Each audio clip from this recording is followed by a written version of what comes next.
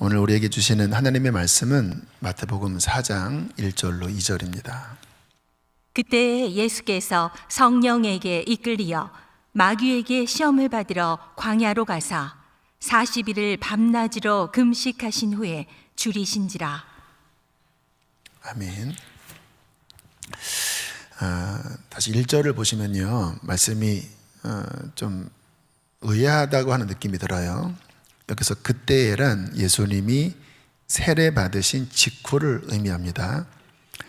예수님이 세례 받으시고 성령을 받으셨지요. 물론 늘 함께 계셨지만, 그리고 하늘로부터 이는 내 사랑하는 아들이요 내 기뻐하는 자라 하는 성부 아버지의 그 음성을, 축복의 음성을 들으셨어요. 그러면 우리가 예상하는 거는 그 다음에 뭔가 이렇게 축복된 꽃길을 걸으셨다, 이 정도는 아니지만 좀 그 다음은 좀 더 따뜻한 그런 느낌의 말씀으로 이어가기를 바라는데, 오늘 말씀을 보면 그 세례를 받으신 직후에 성령에게 이끌리어 마귀에게 시험을 받으러 광야로 갔었다고 하는 말씀이 나오는 거예요. 이게 도대체 무슨 의미를 담고 있을까? 지난주에 말씀을 드렸듯이 예수님의 이 삶은 우리의 대표격적인 의미가 담겨 있는 거예요.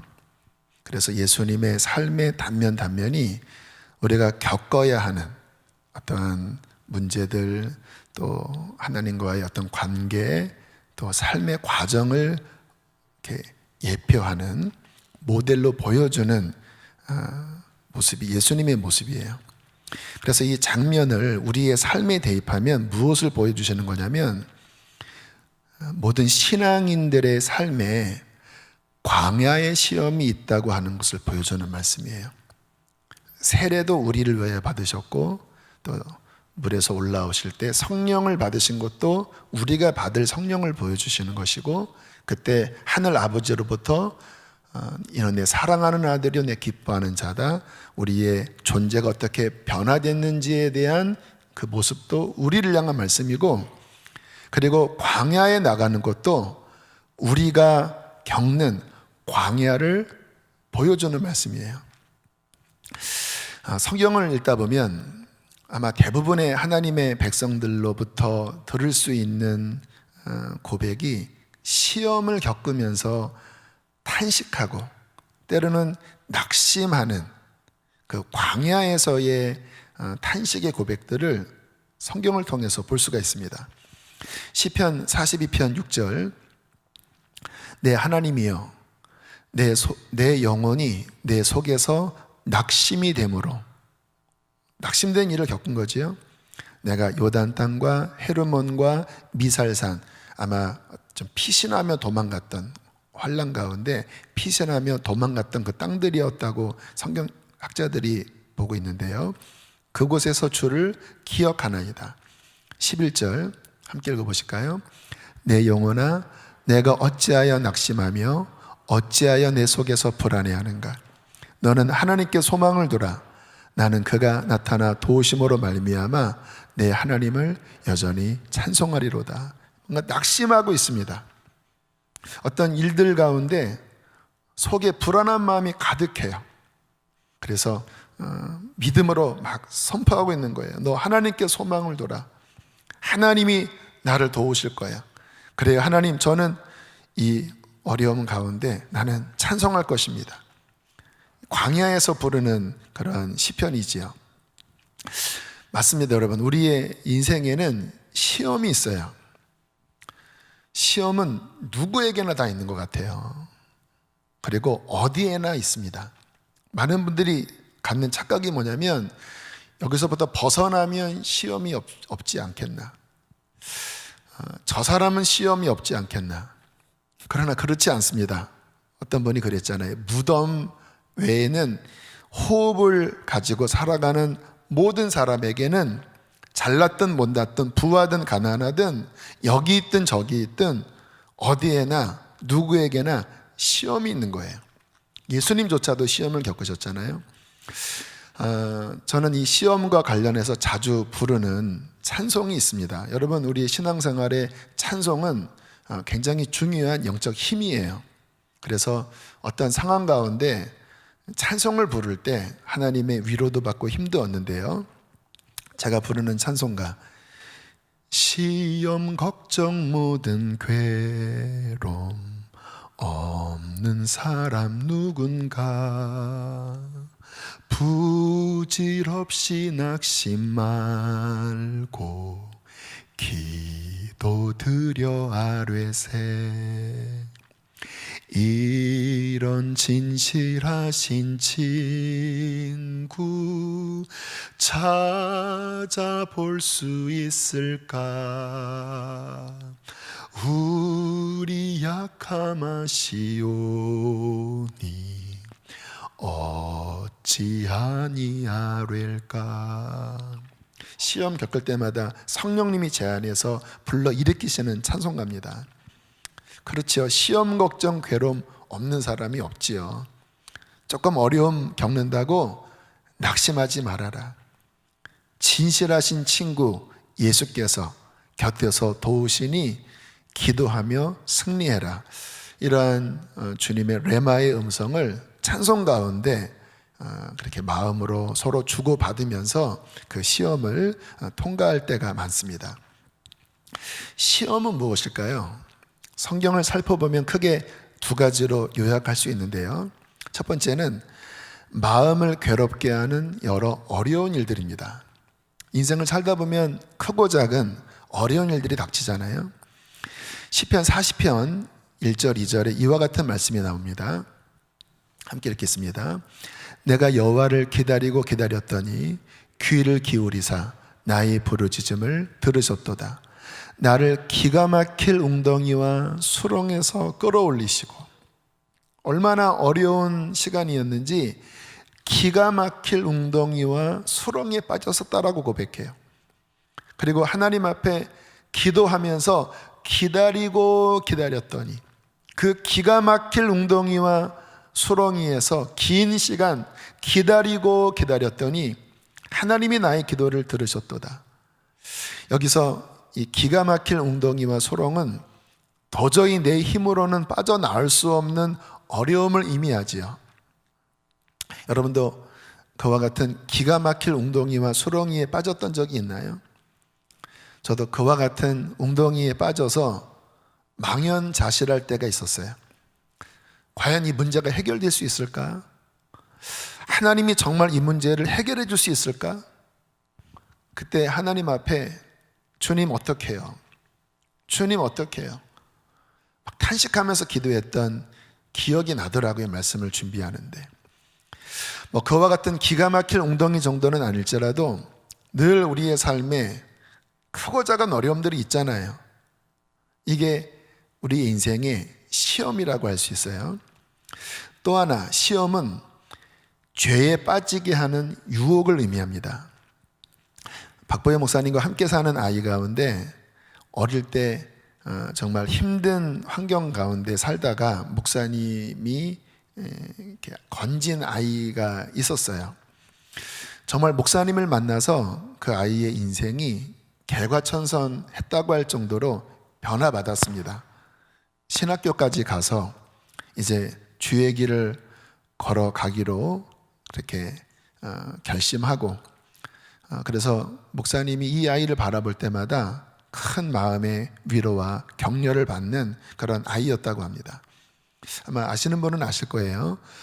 어느 날 신학교 다니다가 과제를 하려고 인근에 있는 컴퓨터 방에 가서 게임을 하러 간 건 아니고 이렇게 과제를 하려고 갔다가 재미삼아 잠깐 도박을 했다고 합니다. 게임 도박이 있다고 해요. 그런데 그냥 재미삼아 한 1,000원 넣고 했는데 이게 몇십만 원 돈을 딴 거예요. 이게 이제 유혹이었죠. 여러분, 이 사람이 게임 할 때 따라란 게 소리가 나면서 이렇게 이제 막 점수가 올라가고 돈이 올라가는 그 소리를 들으면요, 이게 마약보다 중독성이 더 크다고 하더라고요. 결국은 그 유혹을 이기지 못하고 그 다음 또 하다가 결국은 죄를 짓고 그 사택에서 나가야 하는 그런 안타까운 일이 발생하게 되었습니다. 작은 일이었죠. 그냥 공부하러 갔다가 우연히 했던 그 일이 발단이 되어 결국은 그의 신앙에 큰 문제가 생기는, 그의 인생을 굉장히 어렵게 하는 넘어짐으로 간 거예요. 그게 바로 시험, 유혹입니다. 우리가 좀 전에 주기도문을 노래로 불렀는데요. 그 주기도문에 보면 주님께서 이 유혹과 시험에 대하여 대비하는 기도를 가르쳐 주시는 내용이 나오지요. 마태복음 6장 13절, 우리를 시험에 들게 하지 마시옵고 다만 악에서 구하시옵소서. 여기서 영어로 템프테이션이라고 하죠. 죄에 빠지게 하는 마귀의 유혹, 이 악으로부터 주님 우리를 건져 주십시오. 매일 이러한 기도를 하라고 주님께서 가르쳐 주실 정도로 우리의 삶의 이러한 유혹과 시험은 끊임없이 마치 이게 바이러스가 공기 중에 떠다니다가 들어오면 질병을 앓고 또는 목숨을 잃듯이 영적인 측면에서의 이 시험의 바이러스가 늘 우리 주변에 떠다니고 있는 거예요. 좀 정리하면 시험은 우리의 마음을 힘들게 하는 여러 어려운 일들이에요.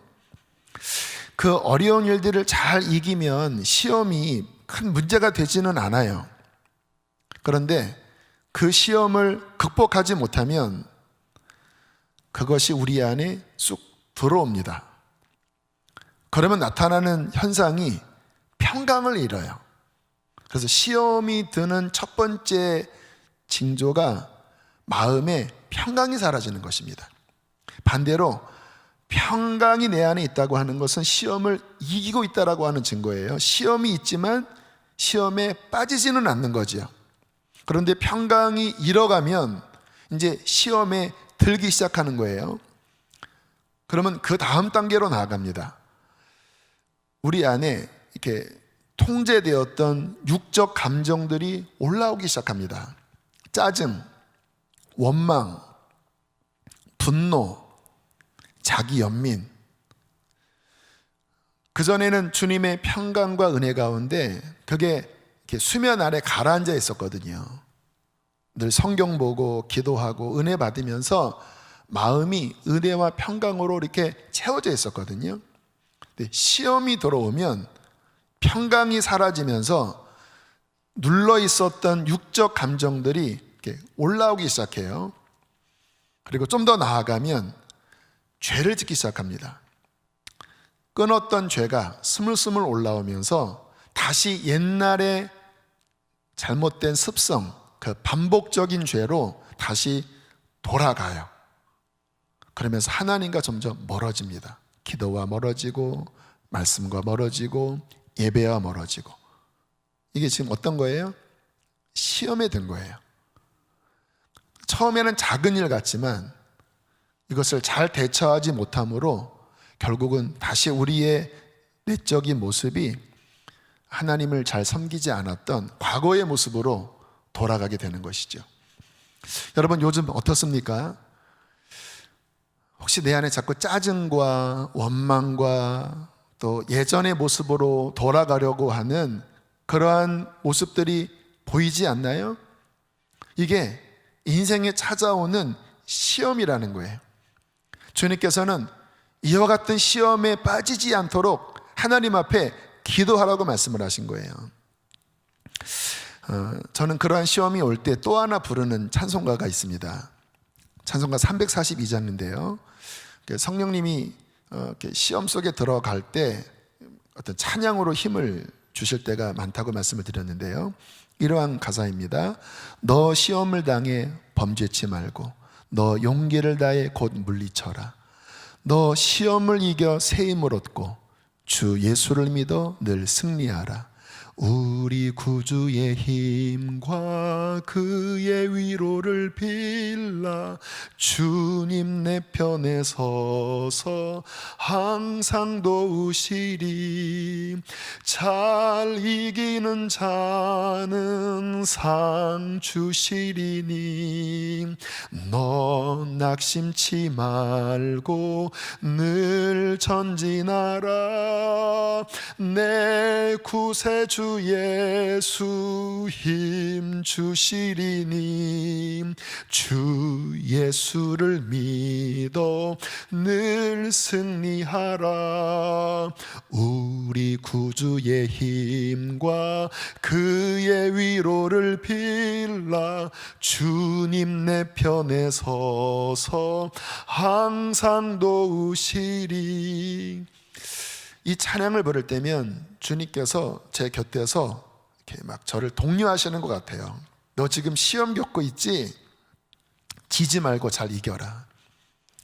주님 내 곁에서 너와 함께하고 있으니 너 실패하지 말고 이 시험을 잘 이겨라.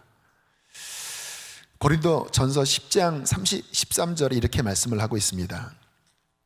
사람이 감당할 시험 밖에는 너희가 당한 것이 없나니 오직 하나님은 미쁘사 너희가 감당하지 못할 시험당함을 허락하지 아니하시고 시험당할 즈음에 또한 피할 길을 내사 너희로 능히 감당하게 하시느니라.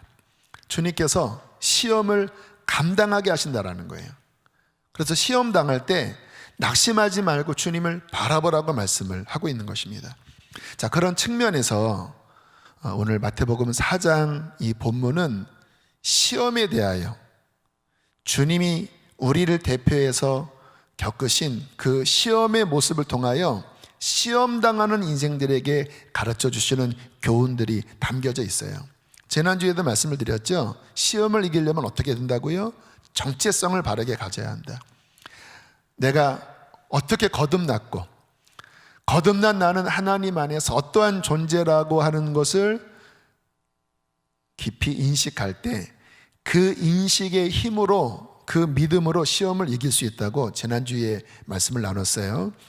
자, 오늘은 좀 다른 각도에서 어떻게 시험을 이기는지 예수님의 모습을 통해서 또 살펴보기를 원합니다. 자, 오늘 주님께서 광야로 가셨어요. 성령께서 광야로 예수님을 내모셨습니다. 성경에서 광야는 시험의 장소이지요. 특별히 마태복음은 이 구약에 있는 여러 내용들을 이렇게 압축해서 보여주는 그러한 구약과의 대조적인 말씀이 많이 나와요. 왜냐하면 마태복음이 유대인들을 향하여 쓴 복음서라고 그렇게 가르쳐주고 있거든요. 그래서 예수님이 이 광야로 가셔서 40일을 지낸 것은 구약의 어떠한 장면과 연결이 되냐면 이스라엘의 40년 광야 생활과 연결이 됩니다. 신명기 8장 2절에 이 40년 광야를 하나님은 이렇게 모세를 통해서 정리하셨습니다. 함께 2절을 읽겠습니다. 시작. 내 하나님 여호와께서 이 40년 동안에 내게 광야길을 걷게 하신 것을 기억하라. 이는 너를 낮추시며 시험하사 내 마음이 어떠한지 그 명령을 지키는지 지키지 않는지 알려 하심이라. 40년 광야의 길, 어떤 곳이죠? 낮추시고 시험하사 우리 안에 있는 것들을 드러내는 장소라는 거예요. 여러분, 광야는 드러내는 곳입니다. 이스라엘 백성들이 이 광야를 지나면서 그 안에 있는 온갖 상처와 쓴뿌리 이러한 것들이 다 드러났어요.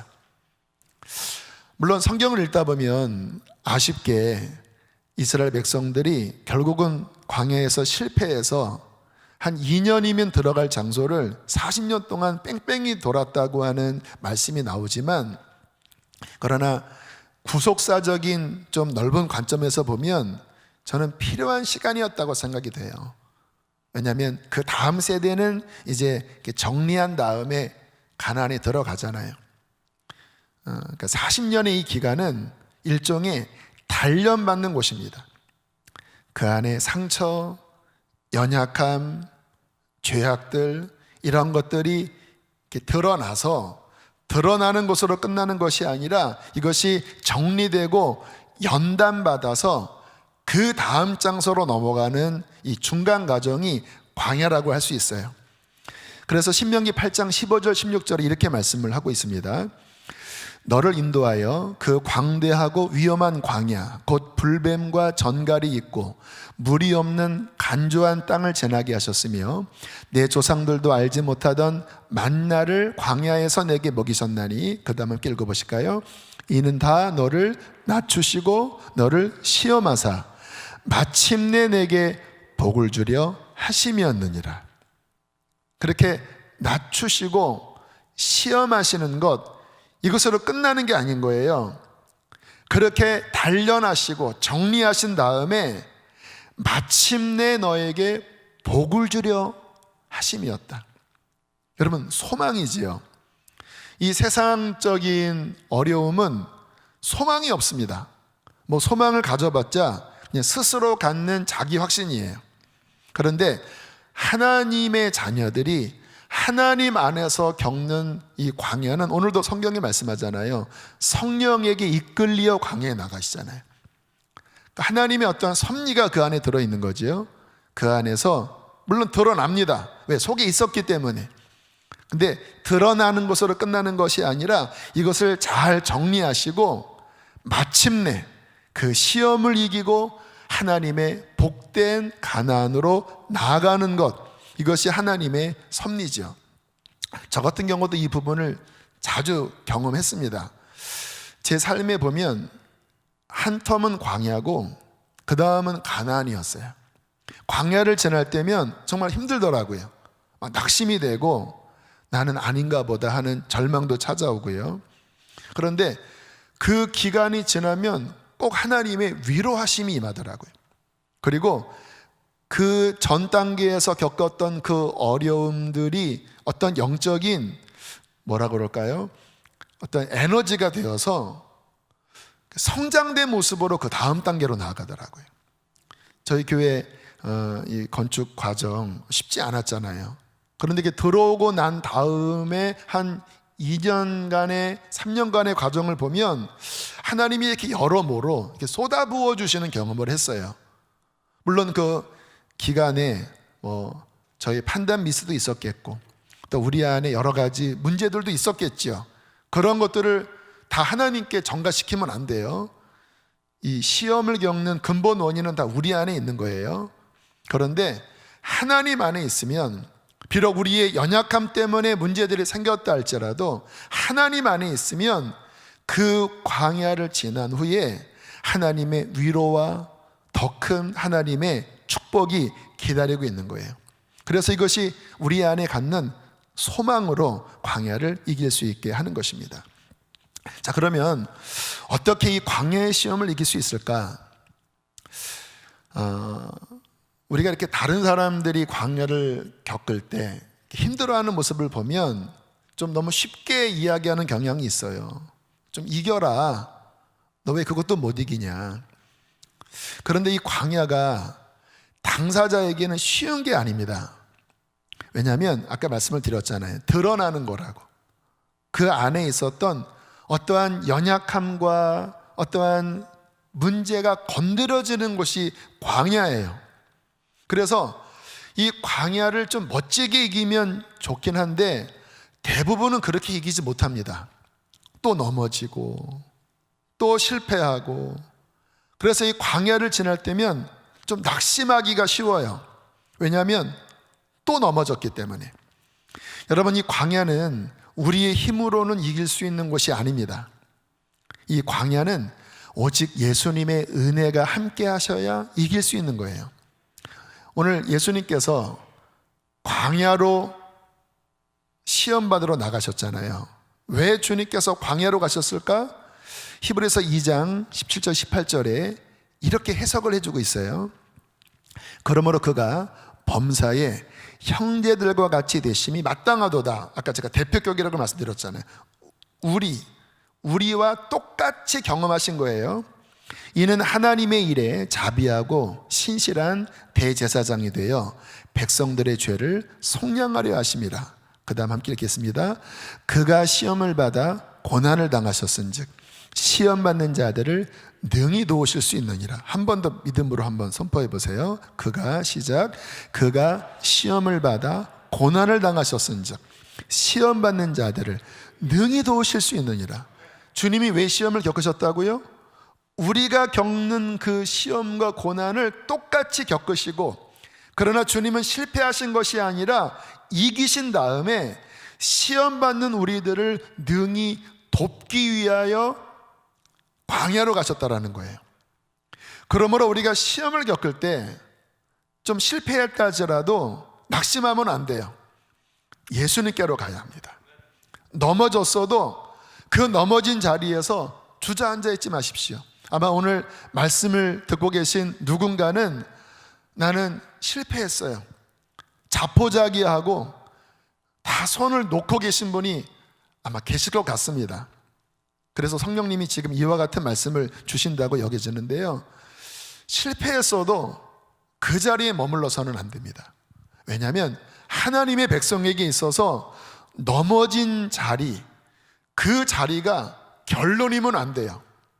넘어질 수 있어요. 그러나 우리에게는 예수님이 계십니다. 그래서 다시 일어나서 내 힘이 아니라 시험을 이기신 능히 도우실 수 있는 예수님께로 간다면 주님의 은총이 우리를 붙잡으시고 다시 회복하여 주실 것입니다. 성경에 요나라고 하는 선지자 아시죠? 하나님의 명령을 거역하여 물고기 뱃속에 들어간 큰 시험을 겪은 그 요나가 물고기 뱃속에서 이렇게 기도를 해요. 제가 좋아하는 말씀 가운데 하나입니다. 요나서 2장 4절 함께 읽습니다. 시작.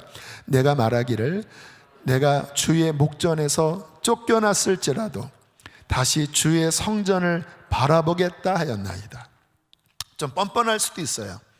내가 하나님께 불순종하여 주의 목전에서 쫓겨났을지라도 저는 이 물고기 뱃속에서 다시 주의 성전을 바라봅니다. 다시 하나님의 얼굴을 구합니다. 다시 하나님의 은혜를 구합니다. 여러분, 이게 우리의 고백이어야 합니다. 내가 비록 넘어졌을지라도, 하나님의 징계 가운데 있다 할지라도, 주님, 내가 달려갈 곳은 주님의 품 안입니다. 자, 어떻게 주님께 달려갈 수 있을까요? 자, 오늘 본문을 보면 주님께서 광야에 40일을 지내셨다고 나와요. 그것도 금식하며 지내셨습니다. 무슨 의미일까요? 기도하신 거예요. 우리를 대표해서 이 광야에 시험을 받으러 가셨는데 그 40일 동안에 주님이 하신 일은 전심을 다하여 하나님 앞에 기도하신 거예요. 왜 기도하셨을까요?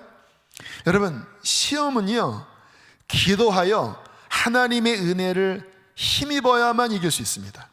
나의 용기, 나의 어떠한 결심만으로는 절대 이길 수 없어요. 왜? 영적인 측면이 들어있기 때문에 육신의 힘으로는 사탄의 시험을 이길 수 없습니다. 그러나 우리가 기도로서 주님 앞에 나아가고 기도로서 하나님의 은혜를 입을 때 그 은혜로 다시 일어날 수 있는 것이고 그 은혜로 승리할 수 있는 것입니다. 저는 기도의 훈련을 받은 게 참 하나님 앞에 감사한 마음이 들어요. 연약할 때도 있고 부족할 때도 있는데 저는 그때마다 다 기도로 스위치했어요.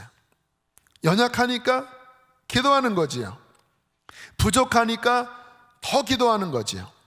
근데 참 신기한 거는요, 그렇게 하나님 앞에 매달리다 보면 은혜가 임해요. 은혜가 임하면 순식간에 그 어려움들이 감당이 되어지는 거예요. 좀 전까지만 해도 힘이 없으니까, 여러분, 이런 무거운 어떤 물건을 들 때 이 무게보다 내 힘이 강해야 들잖아요. 내 힘이 이 무게보다 약하면 아무리 힘을 줘도 못 들잖아요.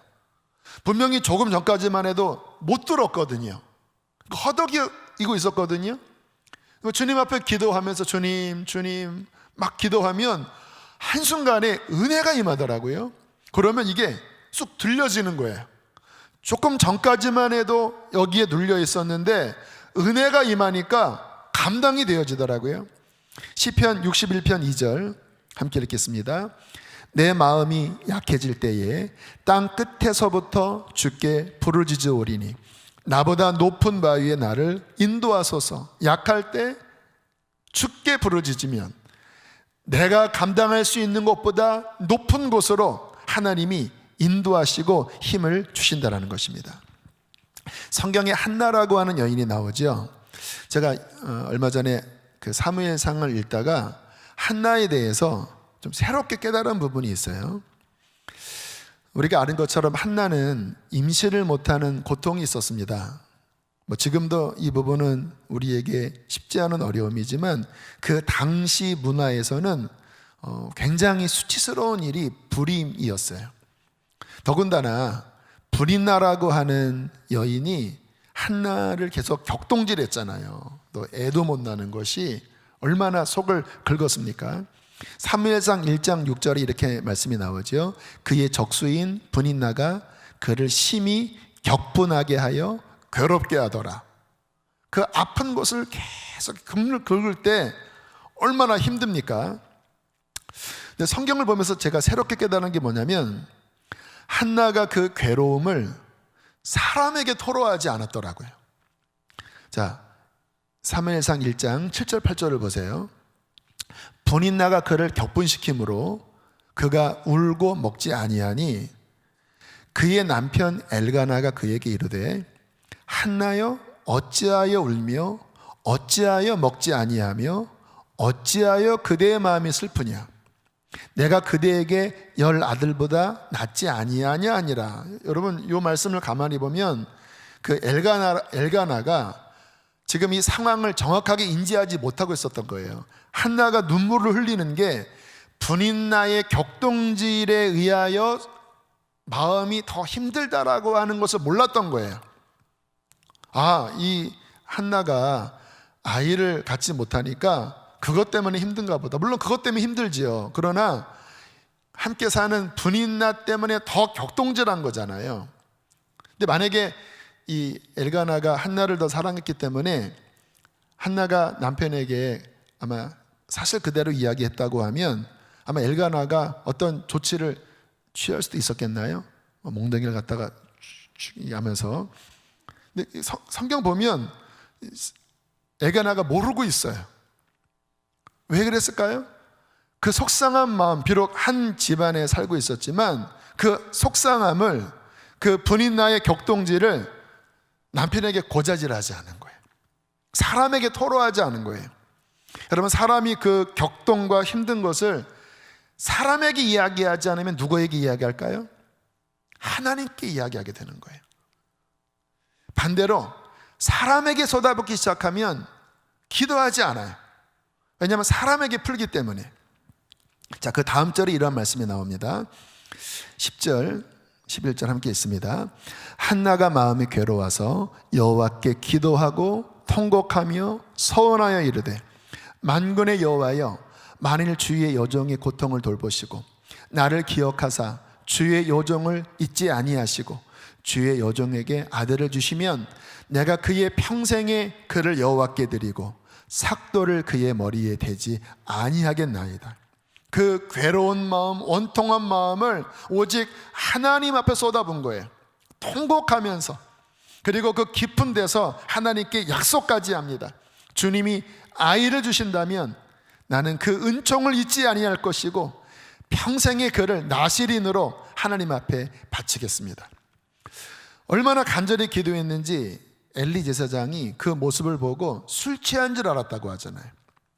결국 하나님께서 이 한나의 진실한 마음의 기도를 들으시고 사무엘을 주시어 슬픔이 변하여 기쁨이 되게 하시잖아요. 여러분, 시험을 당할 때 기도해야 합니다. 주님께서 그 광야에서 아무도 없는 가운데 40일을 아주 꼬박 금식하시면서 전심으로 하나님께 매달리셨잖아요. 우리를 대표해서 그 과정을 겪으신 거거든요. 우리도 동일한 시험이 있을 때 우리의 아픔을 하나님 앞에 토로하면서 오직 하나님 앞에 우리의 마음을 통하면서 기도해야 된다는 거예요. 히브리서 4장 15절 16절 함께 읽습니다. 우리에게 있는 대제사장은 우리의 연약함을 동정하지 못하실 이가 아니요 모든 일에 우리와 똑같이 시험을 받으신 이로되 죄는 없으시니라. 그러므로 우리는 긍휼하심을 받고 때를 따라 돕는 은혜를 얻기 위하여 은혜의 보좌 앞에 담대히 나아갈 것이니라. 할렐루야.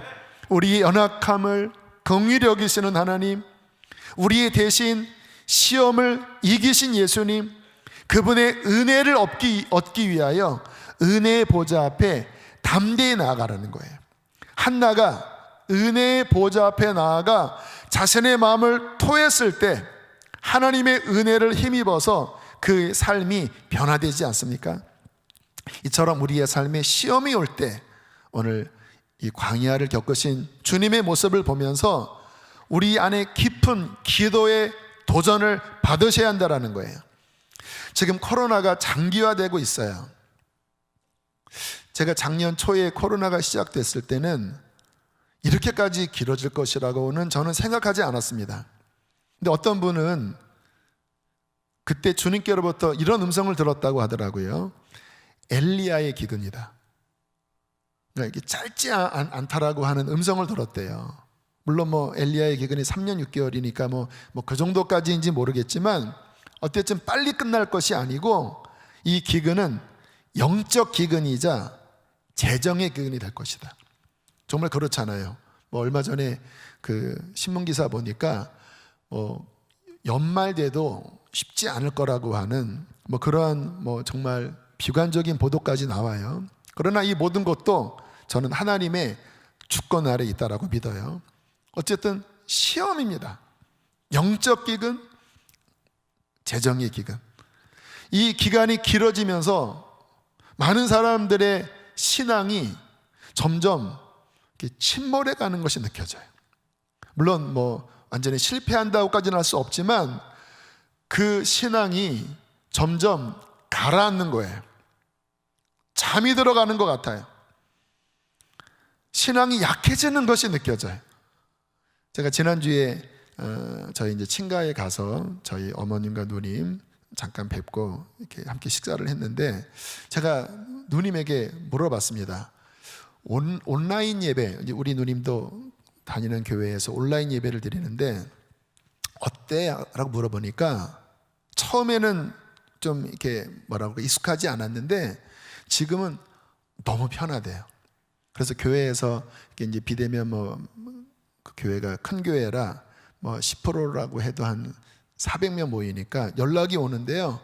그냥 저는 온라인 예배 드릴게요. 이렇게 이야기를 한대요.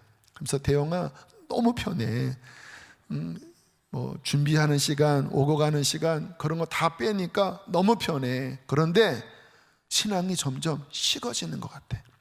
와, 우리 교인들 막 제가 보이고 이 속에서 삐뽀 이 경고의 등이 울리는 것 같더라고요.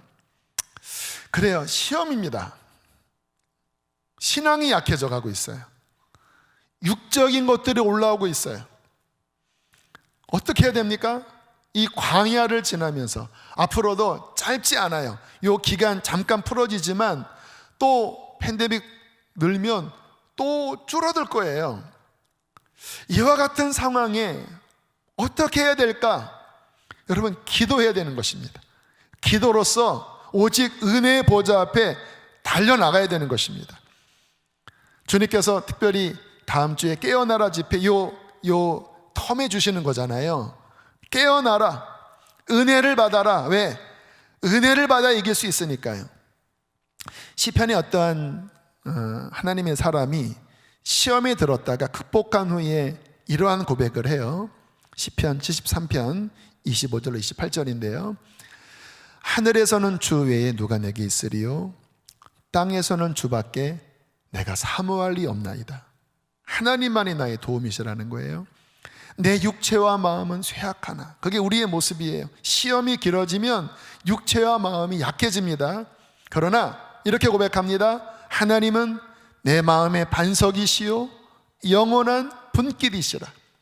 하나님이 나의 힘이시요 하나님이 나의 도움이시라.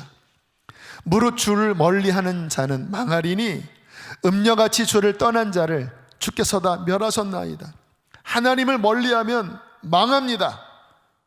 하나님이 그를 멸망시켜요.